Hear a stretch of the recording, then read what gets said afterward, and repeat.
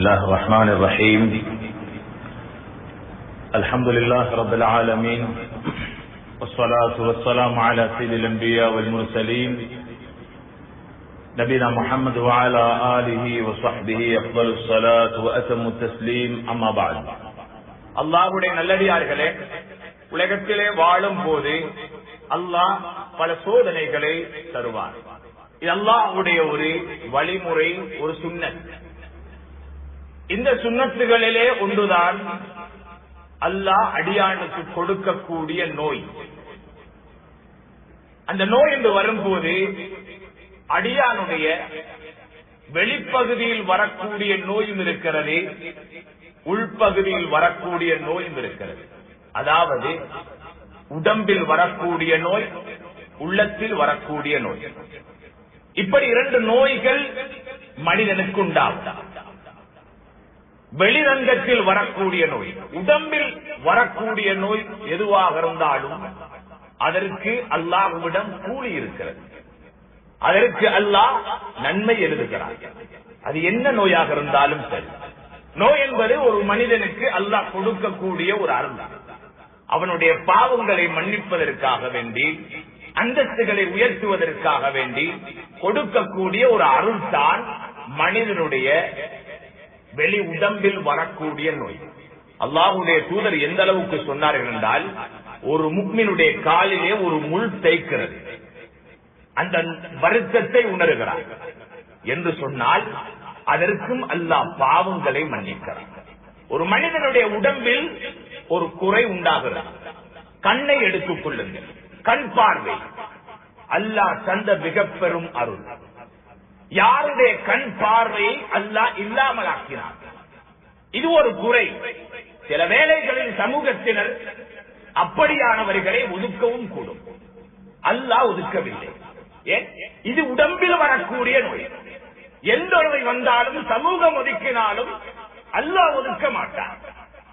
கண் பார்வை அல்லாஹ் சொல்லுகிறான், என்னுடைய அடியான். ஹதீஸுல் குதுஸியிலே அல்லாஹ் சொல்லுகிறான், அடியான் விரும்பக்கூடிய இதபு துலைத்து அபுதி பிஹபீபத்தைஹி, அடியான் அவன் விரும்பக்கூடிய அந்த இரண்டு கண்களையும் நான் பறித்து அவன் பொறுமை காட்டான் என்றால் அதற்கு பகரமாக கூலியதை கொடுப்பேன் தெரியுமா?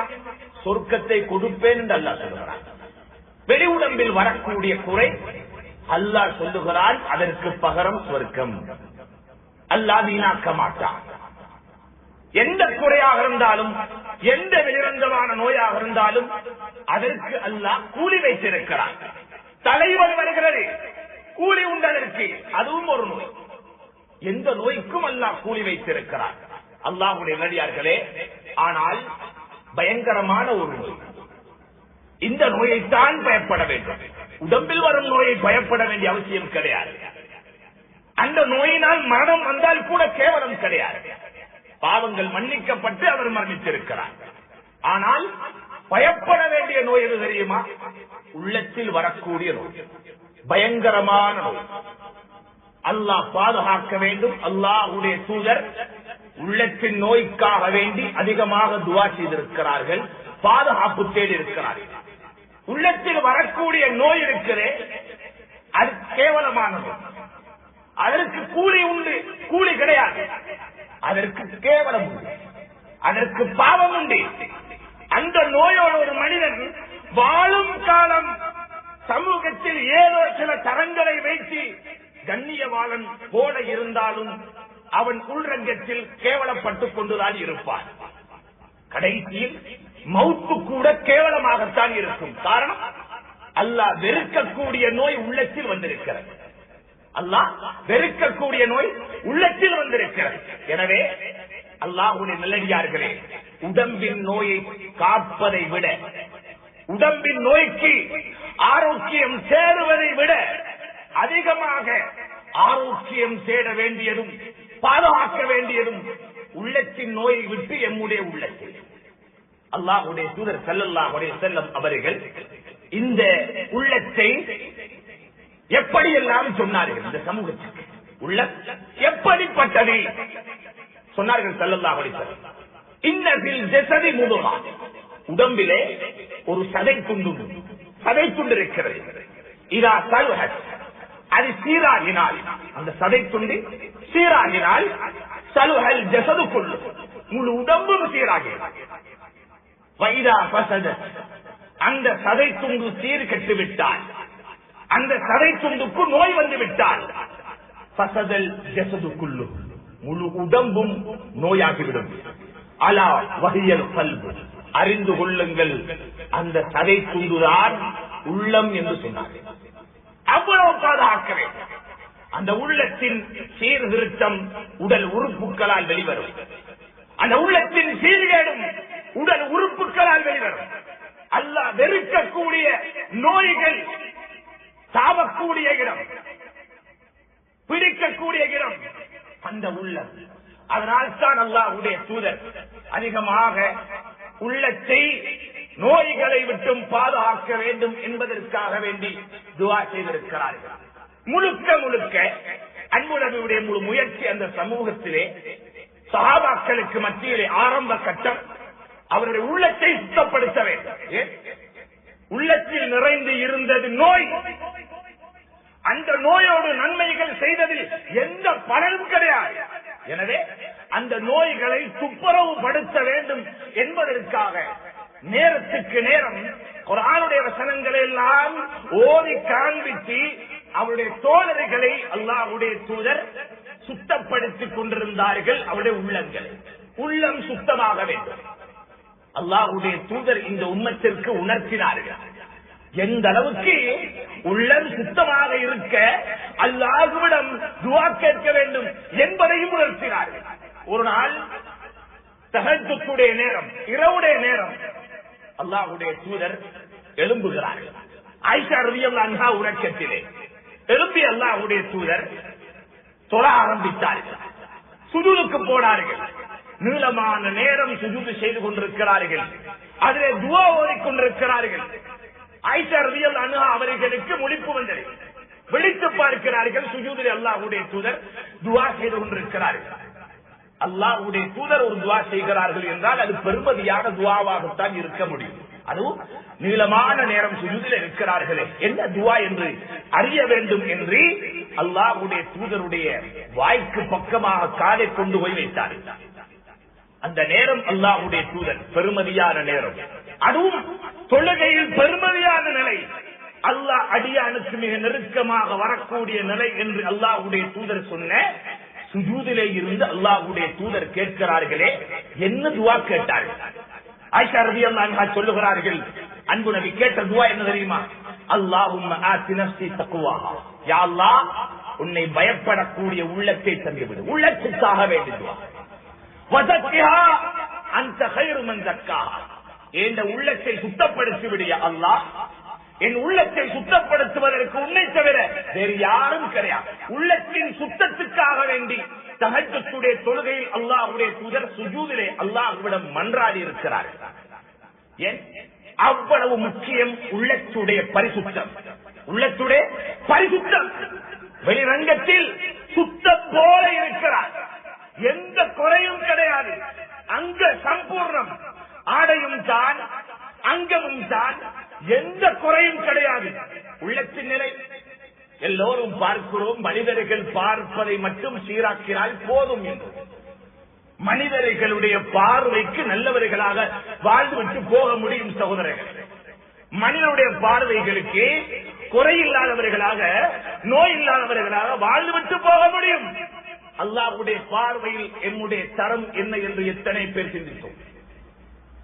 அல்லாஹ்வுடைய பார்வையில் அதிகமானவர்கள் நோயாளிகள். அது என்ன நோய்? அல்லாஹ் வெறுக்கும் நோய், உள்ளம் சம்பந்தப்பட்ட நோய். அந்த நோயோடு அல்லாஹ் எம்மை பார்ப்பதை நாம் வெறுக்க கூடாதா? அல்லாஹ் எதை பார்க்கிறார்? இன்னல்லாஹ் லா யன்துர் இலா சுவரிக்கும் வலா இலா அம்வாலிக்கும், உங்களுடைய தோற்றங்கள், உங்களுடைய சொத்து செல்வங்கள் எதையும் அல்லாஹ் பார்ப்பது கிடையாது. உலகத்தார்கள் பார்க்கிறார்கள். ஏன்? சொத்து செல்வம் இருந்தால் கண்ணியம், சொத்து செல்வம் இருந்தால் மதிக்கப்படுகிறார், இல்லை என்றால் அவமதிக்கிறார்கள். ஒரு சமூகத்தில் எழுந்து நிற்கிறார்கள். ஒரு சொத்துக்காரன் வரும்போது பணக்காரன் வரும்போது உலகத்தார்கள் பார்க்கிறார்கள் சொத்து செல்வங்களை, சொத்து செல்வங்களை. அல்லாஹ் பார்க்கிறான் அதை அல்ல. வலாக்கின் யன்துரு இலா குலூபிக்கும் வ அமாலிக்கும், உங்களுடைய உள்ளங்களையும் செயலையும் அல்லாஹ் பார்க்கிறான். அல்லாஹ் பார்ப்பதை சீராக்காமல் அடியாருடைய பார்வையில் எவ்வளவு ஒரு சீரானவராக வாழ்ந்தும் எந்த பிரயோஜனமும் கிடையாது. எனவேதான் கண்ணியமானவர்களே, அல்லாஹ் எம்முடைய உள்ளங்களின் பரிசுத்தத்தை பார்க்கிறார். நோய் வந்துவிடக் கூடாது. பலர்கள் மரணித்து விட்டார்கள் உள்ளத்தின் நோயோடு.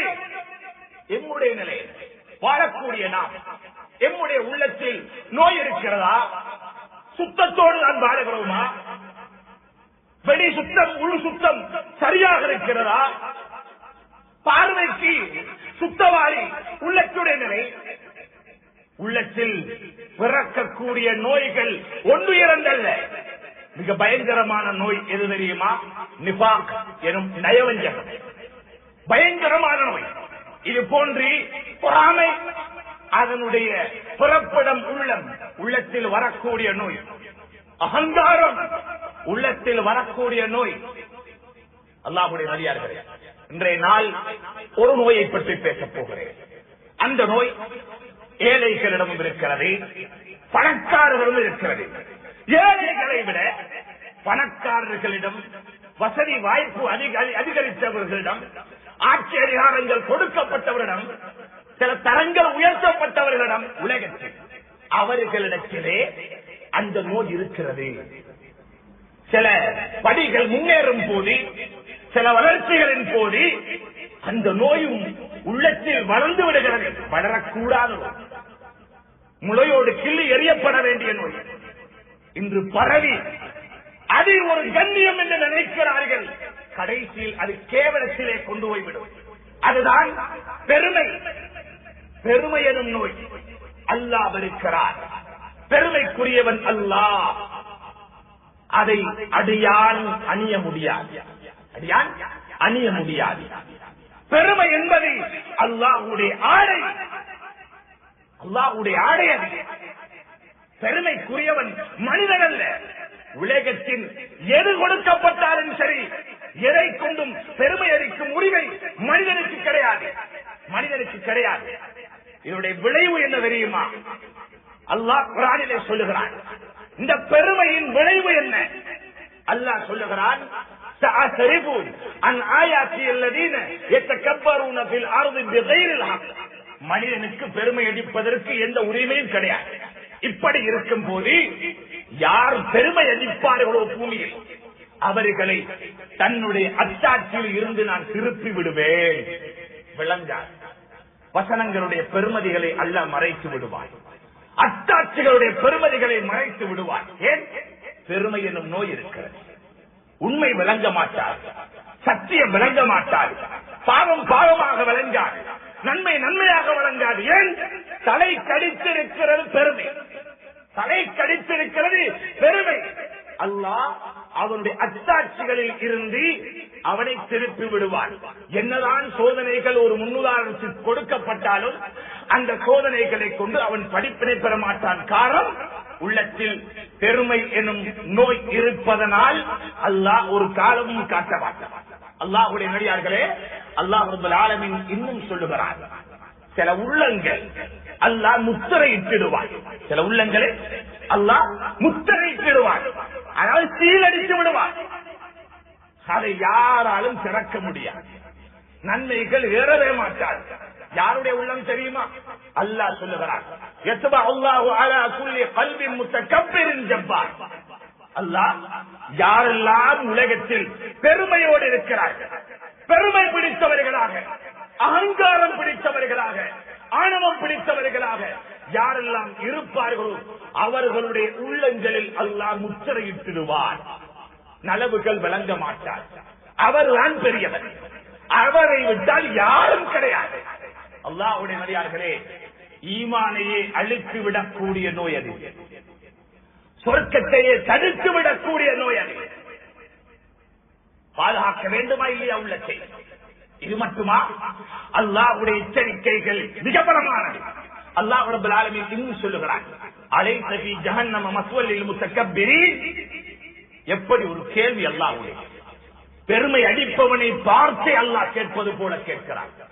அலைஸ ஃபீ ஜஹன்னம், அவனுக்கு தெரியும் பெருமை அடிப்பவனுக்கு நரகம் என்று. இருந்தாலும் ஒரு கேள்வியா அடியாரிடம் கேட்கிறான். அலைஸ ஃபீ ஜஹன்னம மஸ்வல் லில் முத்தக்கப்பிரீன். பெருமை அடிக்கிறானே உலகத்தில், பெருமை பிடித்தவனாக வாழுகிறானே, அப்படிப்பட்டவனுக்கு தெரியாதா? அலைஸ ஃபீ ஜஹன்னம், அப்படிப்பட்டவனுக்கு நரகத்தில் தங்குமிடம் கிடையாதா? இருப்பதற்காக வேண்டி அல்லாஹ் சொல்லுகிறான். இருக்கிறது என்பதை உறுதிப்படுத்துவதற்கு ஒரு கேள்வியாக கேட்கிறான் அல்லாஹ். அல்லாஹ்வுடைய நபியார்களே, மிக ஆபத்தான ஒரு நோய் உள்ளத்தில் வரக்கூடிய பொறாமை வந்துவிடவே கூடாது. அல்லாஹ் எத்தனையோ வசனங்களை சொல்லி காட்டுகிறார். பொறாமைக்காரர்களுடைய முடிவுகள் எப்படி இருக்கும், பொறாமைக்காரர்களை எப்படி நான் அழித்திருக்கிறேன். ஆணவம் பிடித்தவர்கள், அகங்காரம் பிடித்தவர்கள், என்னை விட்டால் யாரும் கிடையாது, என் சொத்தை கொண்டு எதுவும் முடியும், என் ஆட்சியை கொண்டு எதுவும் முடியும் என்றெல்லாம் அகங்காரம் கொண்ட பெருமைக்காரர்களை எப்படியெல்லாம் தரைமட்டமாக்கிறேன் என்ற சத்திய வரலாறுகளையும் அல்லாஹ் குர்ஆனில் சொல்லி காட்டினார். அல்லாஹ்வுடைய நபியார்களே, எந்த சந்தர்ப்பத்திலும் உள்ளத்தில் வந்துவிடக் கூடாத ஒரு நோய்தான் பொறாமை என்பது. ஒரு கடுகளவு கூட வந்துவிடக் கூடாது. அந்த அளவுக்கு எம்முடைய உள்ளங்களை பாதுகாக்க வேண்டிய தேவை இருக்கிறது. அல்லாஹ் நாளை மறுமையில் நரகவாதிகளை பார்த்து சொல்லுவாராம், ஃபதுகுலு அப்வாப ஜஹன்னம காலிதீன ஃபீஹா. நரகத்துக்குள்ளே நீங்கள் நிரந்தரமாக நுழைந்து விடுங்கள், நிரந்தரமாக நுழைந்து விடுங்கள் என்று அல்லாஹ் சொல்லிவிட்டு பெருமை அடிப்பவனுடைய தங்குமிடம் மிக மோசமானது. பெருமை அடிப்பவன் அவனுடைய தங்குமிடம் மிக மோசமானது. அவன் நரகத்துக்குள் நுழையட்டும் என்று அல்லாஹ் நிரந்தரமாக நுழைந்து விடு. ஏன் அல்லாஹ் அவனை நிரந்தரமான நரகவாதியாக ஆக்குகிறார்? அல்லாஹ்வுக்கு சொந்தமானதை தனக்கு சொந்தமாக்கிக் கொண்டான். அல்லாஹ்வுக்கு சொந்தமானதை தனக்கு சொந்தமாக்கிக் கொண்ட ஒன்றுக்காக வேண்டி அல்லாஹ் அவனை நிரந்தர நரகவாதி என்று முடிவெடுக்கிறார். அல்லாஹ்வுடைய நபியார்களே, எம் அமல்கள் பாதுகாக்கப்பட வேண்டும், எம்முடைய செயல்கள் சீராக வேண்டும். உள்ளத்தை சீராக்குங்கள், உள்ளத்தை பாதுகாருங்கள். அணுவளவு பெருமையை விட்டும், அணுவளவு பெருமையை விட்டும் உள்ளத்தை பாதுகாருங்கள். அல்லாஹ் ரப்பல் ஆலமீன் இதைவிட அதிகமாக பெருமை பிடித்தவர்களுக்கு உரிய முடிவை சொல்லுகிறார். இன்ஷா அல்லாஹ் படிப்பினைக்காக வேண்டி பின்னால் சொல்லி காட்டுவேன். அன்பு நபி ஸல்லல்லாஹு அலைஹி வஸல்லம் இந்த பெருமையை பற்றி எந்த அளவுக்கு எச்சரித்தார்கள், இந்த உம்மத்தை எந்த அளவுக்கு எச்சரித்தார்கள்? முஸ்லிமுடைய ரிவாயத்தில் வந்திருக்கிறது. அல்லாஹ்வுடைய தூதர் சொன்னார்கள் ஸல்லல்லாஹு அலைஹி வஸல்லம், லா யதுகுல் ஜன்னா அஹதுன் ஃபீ கல்பிஹி மிஸ்கால் ஹப்பத்தி ஹர்தல் மின் கிபர். ஒரு கடுகுடைய வித்தளவாக யாருடைய உள்ளத்தில் பெருமை இருக்கும், பெருமை கடுகு வித்தளவு, பெரிய அளவில் அல்ல, கடுகுடைய வித்தளவு. அர்த்தம் என்ன சகோதரர்களே? அந்த அளவு கூட வந்துவிடக் கூடாது, அந்த அளவு கூட வந்துவிடக் கூடாது. யாருடைய உள்ளத்தில் இருக்குமோ அவர் சொர்க்கம் நுழைய முடியாது. சொர்க்கத்தையே தடுத்து விடக்கூடிய ஒரு நோய் பொறாமை, பெருமை, அகங்காரம், தற்பெருமை தடுத்துவிடும் சொர்க்கத்தை. எத்தனையோ பேருடைய சொர்க்கங்கள் தடுக்கப்பட்டு விட்டன. உலகத்தில் சொத்து செல்வம் கொடுக்கப்பட்டார், ஆச்சரியாரம் கொடுக்கப்பட்டார், அடக்கி ஆளுகிறார், அக்கிரமம் செய்கிறார், அடுத்தவர்களை தாழ்த்துகிறார், ஏழைகளை அவமதிக்கிறார், உலமாக்களை அவமதிக்கிறார், அண்டை வீட்டார்களை தரம் குறைக்கிறார், தான் தான் உயர்த்தப்பட வேண்டும் என்று நினைக்கிறார். அவரே தன்னுடைய சொர்க்கத்தை தடுத்துக் கொண்டார். அவருடைய அந்த பெருமை சொர்க்கத்துக்கு சிறையாக மாறிவிடுகிறது. அவ்வளவு பயங்கரமான ஒரு நோய் உள்ளத்தில் வரக்கூடிய பெருமை. அல்லாஹ்வுடைய தூதர் ஸல்லல்லாஹு அலைஹி வஸல்லம் அவர்கள் தன்னை பற்றி சொல்லும் போது அடிக்கடி சொல்லுவார்கள். பெருமைக்காக சொல்லவில்லை, பெருமை அல்ல, பெருமைக்காக சொல்லல, சொல்லுவார்கள். இது பெருமைக்குரிய விஷயம் அல்ல. உலகத்தில் ஒரு மனிதன் பெருமை கொண்டாடுவதற்கு, தன்னை பெருமைப்படுத்துவதற்கு அப்படி என்ன இருக்கிறது சகோதரர்கள்? ஆரம்பம் மனிதனுடைய ஆரம்பம். ஆரம்பத்தை நினைத்தால் பெருமைப்பட முடியுமா? பெருமைப்பட முடியுமா? முடியாது. அஹ்னஃப் ரஹிமஹுல்லாஹ் சொல்லுகிறார்கள், ஆதமுடைய மகனே, நீ எப்படி பெருமைப்பட முடியும்? நீ பிறந்ததே சிறுநீர் கழிக்கும் அந்த பகுதியில்தான். என்ன பெருமை இருக்கிறது? அலி ரலியல்லாஹு அன்ஹு என்ன சொன்னார்கள்?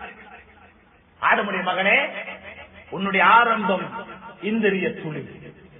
இந்திரிய துளி உன்னுடைய கடைசி பிணம். ஒன்றுக்கும் இல்லை. ஜீவா. அதற்கு இடையிலே நீ மலங்களை சுமந்து கொண்டிருக்கிறாய். மலங்களை சுமந்து கொண்டிருக்கிறாய். இந்நிலையில் உனக்கு என்ன பெருமை இருக்கிறது? எதை வைத்து நீ பெருமைப்படுகிறாய்? இவர்கள் யார்? அல்லாஹ்வுடைய தூதர் உருவாக்கிய சமூகம். பெருமை இருக்கவில்லை. ஏன் இந்த நோய் இந்த சமூகத்தில் வந்தது? ஈமானை இழந்தார்கள், பெருமை குடி கொண்டது. தக்வாவை இழந்தார்கள், பெருமை குடி கொண்டது. பணம் சோதனை என்பது புரியவில்லை, பெருமை கொண்டு குடிகொண்டு விட்டது. ஆட்சி அதிகாரம் சோதனை விளங்கவில்லை, பெருமை குடிகொண்டு விட்டது. அல்லாஹ்வுடைய நடிகார்கள், சோதனை பொருள்கள் எல்லாம் இந்த சமூகம் தலைக்கு மேலே வைக்க ஆரம்பித்து விட்டார்கள், மதிக்க ஆரம்பித்து விட்டார்கள். சொத்துகள் அது அல்லாஹ்வுக்காக வேண்டி அர்ப்பணிக்கப்பட வேண்டியது. மறுமையை சம்பாதிப்பதற்காக அல்லாஹ் தந்த பிச்சை. சகோதரர்களே, இதில் என்ன பெருமை இருக்கிறது? சொத்தில் ஏதும் பெருமை உண்டா? நமக்கு தெரியும், காரூன் இவனை விட பணக்காரன் யார் இருந்தார்? அல்லாஹ்வே சொல்லுகிறார், மா இன்ன மஃபாத்திஹு லதஸூஉ பில்உஸ்பத்தி உலில் குவா. சக்திமிக்க பலமான ஒரு படையை சுமக்கும் அளவுக்கு அவருடைய ஹஸானாவுடைய கதவுகளின் சாவிகள் மட்டும் இருந்தன. இமாமர்கள் சொல்லுகிறார்கள், 70 கோவேரி கழுதைகள் சுமக்கும் அளவுக்கு அந்த ஹஸானாவுடைய கதவுகளின் சாவி மட்டும். அப்படியாக இருந்தால் ஹஸானா இன்று எவ்வளவு என்ன இருக்கிறது? 1 கிலோ சாவி இருக்குமா? ஒரு 2 கிலோ, ஒரு 5-10 கிலோ, சரி, ஒரு 10 கிலோ சாவி இருக்குது. எங்கால தூக்க முடியும்? அது அப்படி அல்ல. 70 கோவேரி கழுதை சுமக்கும் அளவுக்கு சாவி இருந்தது. எவ்வளவு சொத்து இருக்கும் அவனிடம்? பெருமை இருந்தது அவனிடம். சொத்தை சோதனையாக நினைக்கவில்லை, அதற்கென்று ஒரு ஹக்கு இருக்கிறது என்பதை உணரவில்லை. இது பெருமைக்குரியது என்று நினைத்தார், பெருமைக்குரியது என்று நினைத்தார். அல்லாஹ் கொடுத்த பிச்சை மறந்து விட்டார். என்ன சொன்னார்? இன்னமா ஊதிதுஹு அலா இல்மின் இன்தி. இது கொடுக்கப்பட்டது என்னுடைய அறிவினால், என்னுடைய அறிவினால். நான் ஏந்த புத்தியால் சம்பாதித்தது சொல்லுகிறார்களே என்றும். என்ன தைரியம், என்ன தைரியம்!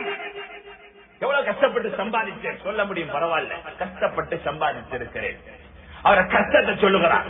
ஆனால் பெருமை அடித்து விடாதீர்கள், பெருமை அடித்து விடாதீர்கள். பெருமை அடிப்பதற்கு ஒன்றும் இந்த பணத்தில் எதுவும் கிடையாது சகோதரர்களே. சொர்க்கத்துக்கு முன்னால் இந்த உலகமே கொசுவின் இறக்கைக்கு கூட பெருமதி இல்லை என்று அன்பு நபி சொல்லி இருக்கும் போது என்ன பெருமதி இருக்கிறது? கோடிகள் லட்சங்களுக்கு முன்னால், சொர்க்கத்துக்கு முன்னால் கோடிகள் லட்சம் என்ன பெருமதி? இதை வைத்து பெருமைப்படுவதற்கு என்ன இருக்கிறது சகோதரர்களே? இன்று பணக்காரன் நாளை ஏழை, இன்று கோடீஸ்வரன் நாளை கபரில். எங்கே அவனுடைய கோடிகள்? என்னுடைய கோடி என்று சொல்ல முடியுமா? கோடிகளை வைத்து அவன் அடக்கப்படுவானா? இந்த இடைப்பட்ட காலத்தில் தானே இத்தனை பெருமைகள், இத்தனை பெருமைகள். காரூன் பெருமை அடித்தான் பணத்தை கொண்டு. அவனையும் அவன் சொத்துக்களையும் அல்லாஹ் சுழிவாகிறான். அவனையும் அவன் சொத்துகளையும் நாம் பூமிக்குள் சுழிவாங்கினோம் என்று அல்லாஹ் சொல்லுகிறானே. அல்லாஹ்வுடைய நடிகார்களே, நினைத்து விடாதீர்கள், பணம் என்பது, சொத்து என்பது பெருமைப்படுவதற்குரிய ஒரு பொருள் என்று அல்லாஹ் சொல்லுகிறார். உம்மத்தினர்கள் உண்மையை புரியட்டும் என்பதற்காக அயஹ்சபூன அன்னமா நுமித்துஹும் பிஹி மின் மாலி வ பனீன் நுஸாரிஉ லஹும் ஃபில் கைராத். அவர்கள் நினைத்து விட்டார்களா? அவர்கள் நினைத்து விட்டார்களா? அவர்களுக்கு உலகத்திலே சொத்துகள் அதிகமாக, பிள்ளைகளையும் அதிகமாக குடித்திருக்கிறோமே, நுசாரிஉ லஹும் ஃபில் கைராத், நலவுகளை அதிகமாக கொடுத்து விட்டோம், அவசரமாக கொடுத்து விட்டோம் என்று அவர்கள் நினைத்துக் கொண்டிருக்கிறார்களா? அதற்கு கொடுக்கல என்று அல்லாஹ் சொல்றான். இதெல்லாம் நலவில்லை. பல்லா யஷ்குரூன், அவர்கள் உணர மாட்டார்கள். அல்லாஹ் சொல்றான், உணர மாட்டார்கள். சொத்துகள் கொடுக்கப்பட்டது, நலவுகளை அல்லாஹ் தந்துவிட்டால் நினைக்காதீர்கள். அல்லாஹ்வுடைய பாதையில் செலவழித்தால் நலவு, ஏழைகளில் கண்ணீரை துடைத்தால் நலவு, ஆகிராவுக்காக வேண்டி செலவழித்தால் நலவு. இல்லை என்றால் நீங்கள் சொத்தை வைத்து, உங்களுடைய செல்வங்களை வைத்து, பொருட்களை வைத்து பெருமைப்படுவீர்களாக இருந்தால் அல்லாஹ் சொல்லுகிறான், வல்லா யஷ்குரூன், அவர்கள் உணர மாட்டார்கள். எப்ப உணர்வார்கள்? உலகத்தில் உணர முடியாது, கபரில் உணர முடியும். அல்லாஹ் பாதுகாக்க வேண்டும். அல்லாஹ்வுடைய நடிகார்களே, சொத்துக்களை வைத்து யாரையும் மட்டம் தட்டி விடாதீர்கள். சொத்துக்களை வைத்து பெருமை அடித்தவர்கள் இன்று வரைக்கும் அல்ல, கயாமத்து வரைக்கும் அவர்கள் கேவலப்படுத்தப்பட்டுக் கொண்டிருக்கக்கூடிய சத்திய வரலாறுகள் அல்லாஹ் குர்ஆனிலே சொல்லியிருக்கிறார். அந்த அளவுக்கு பயங்கரமான ஒன்றுதான் சொத்துக்களை வைத்து, செல்வங்களை வைத்து பெருமைப்படுவது. அல்லாஹ் வெறுக்கிறாரே. உஸ்மான் ரலியல்லாஹு அவர்களிடம் சொத்து இருக்கவில்லையா? தேடி பாருங்கள், யாராவது கோடீஸ்வரனான சஹாபாக்களில் கோடீஸ்வரர்கள் இருந்தார்கள், சொத்துக்களும் கொடுக்கப்பட்டவர் இருந்தார்கள். யாராவது அந்த சொத்துக்களை கொண்டு பெருமை அடித்தார்களா என்று பாருங்கள். அப்துல் ரஹ்மான் இப்னு அவுஃப் ரலியல்லாஹு அவர்கள் சொத்து கொடுக்கப்பட்டவர்கள். செய்தி வருகிறது, ஆயிஷா ரலியல்லாஹு அன்ஹா சொல்லுகிறார்கள், நான் கேள்விப்பட்டேன் அப்துல் ரஹ்மான் சொர்க்கம் நுழைவார் தவழ்ந்தவராக என்ற செய்தி கேள்விப்பட்டதோடு அப்துல் ரஹ்மான் இப்னு அவுஃப் ரலியல்லாஹு அவர்கள் 700 ஒட்டகங்களையும் அது சுமந்திருந்த பொருட்களையும் அப்படி அல்லாஹ்வுடைய பாதையில் கொடுத்தார்கள். ஏன் சோதனை? பெருமைப்படுவதற்கு எதுவும் கிடையாது. மொண்டெரோ வச்சா, மாட மாளிகையை வச்சா, சம்பாத்தியத்தை வச்சா, இந்த நாட்டில் யூகே, யுஎஸ்ஏ, அங்க சிட்டிசன் பெருமையா? அல்லாஹ்வுடைய நடிகார்களே, இந்த உலகத்தில் எதுவும் சொர்க்கத்துக்கு முன்னால் தரம் பிடிக்க முடியாது, இடம் பிடிக்க முடியாது. எந்த அளவுக்கு அற்பமான உலகத்தில் வாழ்கிறோம் தெரியுமா? சொர்க்கத்துக்கு முன் இந்த உலகத்துடைய தரத்தை பாருங்கள். சரியாக உணர்ந்தால் இந்த உலகத்தில் எதற்கும் ஒரு மனிதன் பெருமைப்பட மாட்டான். உலகமே கொடுக்கப்பட்டாலும் பெருமைப்பட மாட்டான். தாவூத் அலைஹிஸ்ஸலாம், அதாவது சுலைமான் அலைஹிஸ்ஸலாம், உலக ஆட்சி கொடுக்கப்பட்டவர்கள் பெருமைப்பட்டார்களா? முல்கர்ரின் அலைஹிஸ்ஸலாம், உலக ஆட்சி கொடுக்கப்பட்டவர்கள் பெருமைப்பட்டார்களா? போகும் போது வெறும் கரத்தை வெளியிலே போட்டு என்னை கொண்டு போக வேண்டும் என்று சொன்னார்கள். கபர் வரைக்கும் உண்மையாக வாழ்ந்தவர்கள், உலகத்தின் யதார்த்தத்தை வாழ்ந்தவர்கள், புரிந்தவர்கள், பெருமைக்குரிய உலகமல்ல இது என்று அறிந்தவர்கள் இப்படித்தான் நடந்து கொண்டார்கள். இப்படித்தான் நடந்து கொண்டார்கள். அல்லாஹ்வுடைய நடிகார்கள், என்னுடைய தரம் அற்பமான இந்த உலகம். அல்லாஹ்வுடைய தூதர் சொன்னார்கள், லமவுதிஉ சௌத்தின் ஃபில் ஜன்னah கைரும் மினத் துன்யா வ மா ஃபிஹா. இதைவிட என்ன இந்த உலகத்திலே நாம் பாதிக்கக்கூடிய ஒரு ஆசா இதை என்று வைத்துக் கொள்ளுங்கள். இதை தூக்கி சொர்க்கத்திலே போடுகிறேன். என் கரத்தில் இருக்கும் இந்த ஆசா சொர்க்கத்திலே போடும் போது சில அடிகள் வேணுமென்றால் ஒரு 4 அடி இருக்கலாம், தூக்கி போடுகிறேன். அந்த 4 அடி இடம் இருக்கிறதே, அந்த சொர்க்கத்தின் 4 அடி இந்த நீளமான இடம் இந்த உலகம் உலகத்துடைய வத்தை விட சிறந்தது என்று சொன்னார்கள் ஸல்லல்லாஹு அலைஹி வஸல்லம். என்ன பெருமை, என்ன பெருமை இருக்கிறது?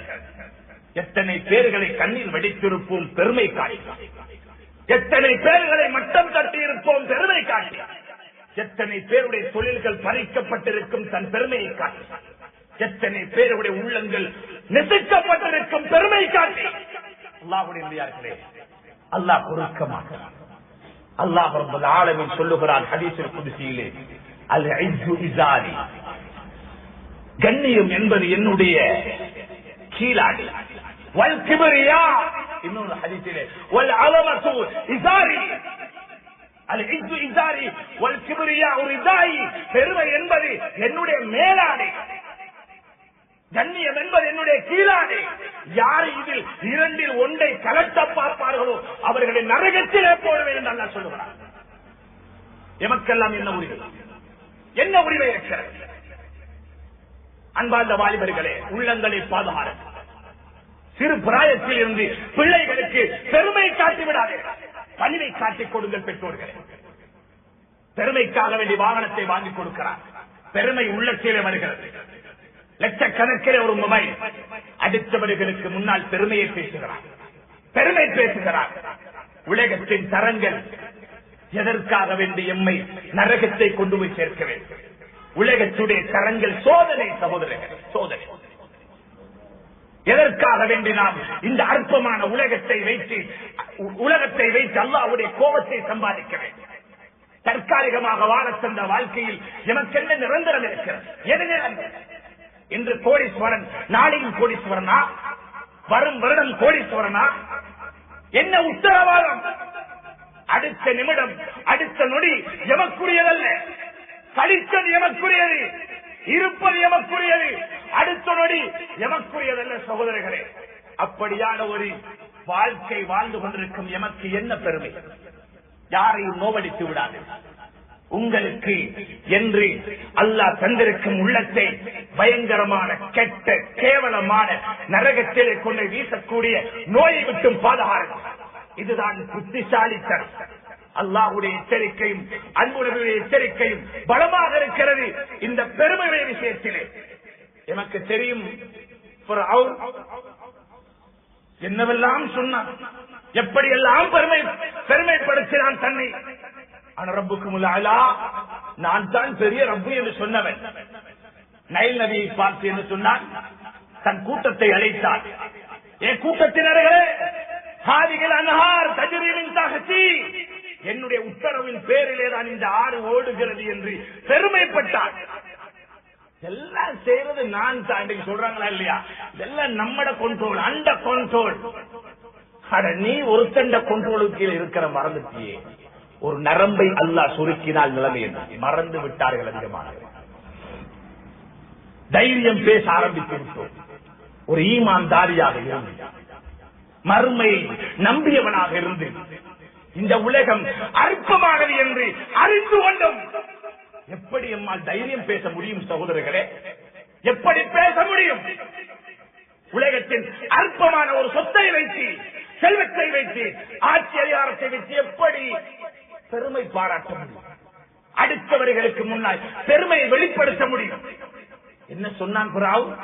இது என்னுடைய உத்தரவின் கீழ் ஓடுகிறது. அவன் எதை சொன்னானோ அதை வைத்து அல்லாஹ் அழிவை கொடுக்கவில்லையா? காரும் சொத்தை வைத்து பெருமைப்பட்டதனால் அதை கொண்டே அல்லாஹ் அழிவை கொடுத்தான்.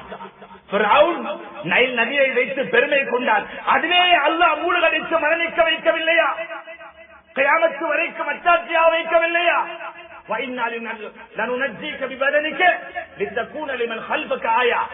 உனக்கு பின்னால் வரக்கூடிய உன்னை போன்ற பெருமைக்காரன் ஒவ்வொருவனுக்கும் அச்சாட்சியாக நான் உன்னை பாதுகாப்பேன் என்று அல்லாஹ் பாதுகாக்கும் உத்தரவாதம் எடுத்திருந்தார். அல்லாஹ்வுடைய நடிகார்களே, அற்பமான உலகத்தில் எதற்கு பெருமை? எதற்கு பெருமை வேண்டாம். எல்லோருக்கும் மத்தியிலே நானும் ஒரு சாதாரணமான அல்லாஹ்வுடைய தூதர். எவ்வளவு கண்ணியமானவர்கள். ஏழைகளோடும் கூட இருந்தார்கள், பணக்காரர்களோடும் கூட இருந்தார்கள். ஏழைகளோடு அன்பாக இருந்தார்கள், பலகீனர்களோடு கூடவே இருந்தார்கள். இன்று எம்முடைய பெருமை, பலகீனர்களுக்கு பக்கத்தில் கூட உட்கார மாட்டார். அவரு போய் உட்கார்ந்தா விஐபிக்கு பக்கத்துல உட்காருவார். பெருமை. எனக்கு முன்னால சீட்ல, அதாவது ரெட் போட விரிக்கும், ரெட் காப்பட் விரிச்சு தரணும் எதிர்பார்க்கிறார். பெருமை. தான் வரும்போது எழும்பி நிற்க வேண்டும் என்று கூட நினைப்பது கூட இஸ்லாம் தடுக்கிறது. வேண்டாம் என்று சொன்னார்கள் ஸல்லல்லாஹு அலைஹி வஸல்லம். ஏன்? பணிவு. பெருமை வேண்டாம், பெருமை வேண்டாம். அல்லாஹ்வுடைய தூதர் ஸல்லல்லாஹு அலைஹி வஸல்லம் எந்த அளவுக்கு பணிவாக நடந்தார்கள். இப்ஊனி ஃபீ துஅஃபாயிக்கும், என்னை தேடுவதாக இருந்தால் போய் பணக்காரர்கள், வசதியானவர்கள், ஆட்சி அதிகாரத்தோட உள்ளவங்கிட்ட போய் கேளுங்கன்னு சொல்லல. அல்லாஹ்வுடைய தூதர் சொன்னார்கள், சமூகம் எப்படிப்பட்டவர்களை பலகீனர்கள் என்று ஒதுக்குகிறது, அவர்களில் என்னை போய் தேடுங்கள் என்றார்கள். அங்க இருப்பேன் நான். பலகீனர்களை தலைக்கு மேல் உயர்த்தினார்கள். தெரியும் சமூகம் தாழ்த்தும் என்று. பணிவு, யாருடைய பணிவு? சொர்க்கத்தின் தலைவர் என்று பட்டம் வாங்கிய அல்லாஹ்வுடைய தூதருடைய பணிவு. அல்லாஹ்வுடைய வழியார்களே, இந்த உலகத்தில் எமக்கென்று கிடைத்த தரங்கள் எல்லாம் அற்பமான. இன்று எம்முடைய கையில், நாளை இன்னொரு வீடு கையில். என்ன கண்ணியம் இருக்கிறது? பெருமைப்படுவதற்கு என்ன இருக்கிறது? எனவே சஹாபாக்கள் எப்படி தனக்கு மத்தியில் பணிவாக இருந்தார்கள், அதுபோல நாமும் பணிவாக இருப்போம். ஒரு ஹதீஸ் பைஹக்கியிலே பதிவு செய்யப்பட்டிருக்கக்கூடிய ஹதீஸ், அல்லாஹ்வுடைய தூதர் சொன்னார்கள் ஸல்லல்லாஹு அலைஹி வஸல்லம், ஒவ்வொரு மனிதனுக்கும் அல்லாஹ் என்ன செய்வார் தெரியுமா? ஒரு மலக்கை சாட்டுவானாம். அந்த மலக்குடைய கையிலே அல்லாஹ் ஹிக்மத் எனும் ஞானத்தை கொடுப்பார். ஞானம் அது கிடைத்தாலே உலகம் மறுமைக்குரிய நனவுகள் எல்லாம் கொடுக்கப்பட்டு விட்டது. அவ்வளவு பெருமதியான ஒன்றுதான் ஹிக்மத் எனும் ஞானம். அந்த நேரம் அல்லாஹ் அந்த மலக்குக்கு சொல்லுவானாம், அந்த அடியார் பணிவை மேற்கொண்டால், பணிந்து போனால் அவனுக்கு ஹிக்மத்தை கொடுத்து உயர்த்துங்கள். அவனுக்கு ஹிக்மத்தை கொடுத்து உயர்த்துங்கள். அல்லாஹ் உயர்த்திய யாரையும் யாரும் தாழ்த்த முடியாது. ஒன்றை புரிந்து கொள்ளுங்கள், அல்லாஹ் யாரை கண்ணியப்படுத்த வேண்டும் என்று முடிவெடுத்தானோ உலகமே சேர்ந்தாலும் தாழ்த்த முடியாது. முழு குறைஷியர்களும் சதி செய்தார்கள் பிலால் ரலியல்லாஹு அவர்களை தாழ்த்துவதற்கு. கபாவுக்கு மேலே அல்லாஹ் உயர்த்தி கண்ணியப்படுத்தினார், தாழ்த்த முடியாது. அல்லாஹ்வுடைய நபியார்களே, அந்த மலக்குக்கு அல்லாஹ் சொல்லுவான், அவன் பெருமை அடித்தால் ஹிக்மத்தை தூக்கி கலட்டி எடுத்து விடுங்கள் என்று அல்லாஹ் சொல்லுவான். ஹிக்மத் கொடுக்கப்படாது. முஹம்மது இப்னு ஹுசைன் ரஹிமஹுல்லாஹ் சொல்லுகிறார்கள், யார் ஒரு அடியானுடைய உள்ளத்தில் பெருமை இருக்குமோ, அது கொஞ்சமாக இருந்தாலும் அதிகமாக இருந்தாலும் பெருமை இருக்குமோ, பேச்சளவிலாக இருந்தாலும் பெருமை இருக்குமோ, அவருடைய புத்தியை அல்லாஹ் பிடுங்கி விடுவார். புத்தி இருக்காது. பணம் கொடுக்கப்பட்ட மடை, ஆட்சி கொடுக்கப்பட்ட மடை, அதிகாரம் கொடுக்கப்பட்ட, சக்திகள் அறிவுகள் கொடுக்கப்பட்ட மடை, சமூகத்தில் எங்கே போனாலும் கேவலப்பட்டு விட்டுத்தான் திரும்புவார். ஏன்? அவனிடத்தில் இருப்பது பெருமை. பெருமையோடு எங்கும் கண்ணியத்தை எதிர்பார்க்க முடியாது. ஏன்? அதற்கு சொந்தக்காரன் அல்லாஹ். எங்கு போனாலும் கேவலப்படுத்தியே ஆகுவான். எனவே எம்மை பாதுகாக்க வேண்டும். அல்லாஹ்வுடைய நடிகார்களே, பணிவை மேற்கொள்வோம்.